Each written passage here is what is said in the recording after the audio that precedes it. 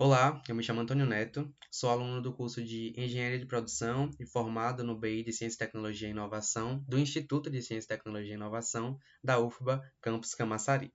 Vim falar para vocês sobre o projeto desenvolvido durante 2023 e 2024, denominado Desenvolvimento de uma Interface Gráfica para Processamento Textual, sob a orientação do professor Christian Arantes Paixão e apoio do CNPq através do PIBIT. Bom, os avanços computacionais estão cada vez maiores, e com eles, vários dados são criados, sejam dados de base textual, bases em formato de vídeo, em formato de foto, e nessa vertente nós olharemos para os dados de base textual. É nesse sentido que surge a mineração de textos, né? São técnicas capazes de coletar, analisar, processar e retirar insights desses dados de base textual, utilizando processamento de linguagem natural, por exemplo. Entretanto, utilizar essas técnicas tem uma dificuldade muito grande de acesso, porque muitas vezes as pessoas precisam saber algum tipo de linguagem de programação para poder trabalhar com elas, né?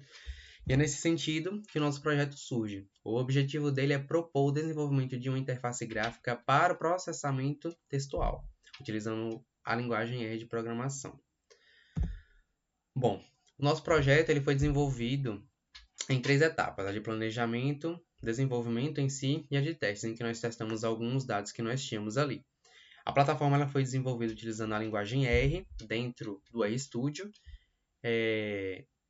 e tendo o Shine como principal framework. Além disso, foram utilizadas diversas outras bibliotecas, como o Shine Alert, o DTUTM, o ReadText e o Quanteda, para processamento dessas informações e desenvolvimento de algumas análises para o usuário.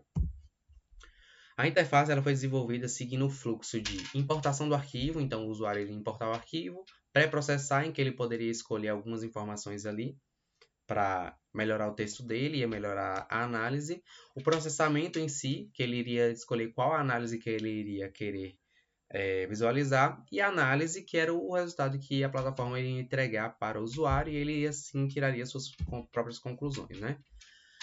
Bom, nós podemos ver aqui na figura 2 a tela de upload e visualização do arquivo. Então, o usuário faria o upload de um arquivo .txt, formato de texto, né? E a plataforma iria mostrar para ele se era aquele arquivo mesmo para visualização. Se ele confirmasse, ele iria para a tela de pré-processamento, em que ele poderia escolher se ele queria colocar todas as letras em maiúsculas, em minúsculas, remover pontuações, remover números e remover stop words, além de espaços em brancos extras, né? E aí a plataforma também mostraria a alteração que ele fez e o texto original. A partir disso, ele escolheria qual a análise que ele iria fazer. Se ele queria a nuvem de palavras, né? Se ele queria uma frequência de termos, que mostraria ali quais os termos são mais frequentes. Um em formato visual, que seria a nuvem de palavras. Outro em formato de tabelinha, que seria essa frequência dos termos. E a rede de palavras, que mostraria ali como esses termos se interconectam dentro do texto que o usuário submeteu. A aplicação ela atende uma demanda crescente por soluções que não requerem conhecimento em programação, sendo amigável desde a importação do texto até a geração das análises e relatórios, simplificando processos complexos como a tokenização, a remoção de stop word e a visualização da frequência dos termos, por exemplo. Para projetos futuros, a gente sugere melhorias, né? Que seriam a inclusão de análises mais avançadas, como análise de sentimentos e de similaridade de palavras, e suporte a mais tipos de arquivos, como CSV, PDF, doc, porque hoje em dia o projeto só abrange arquivos .txt.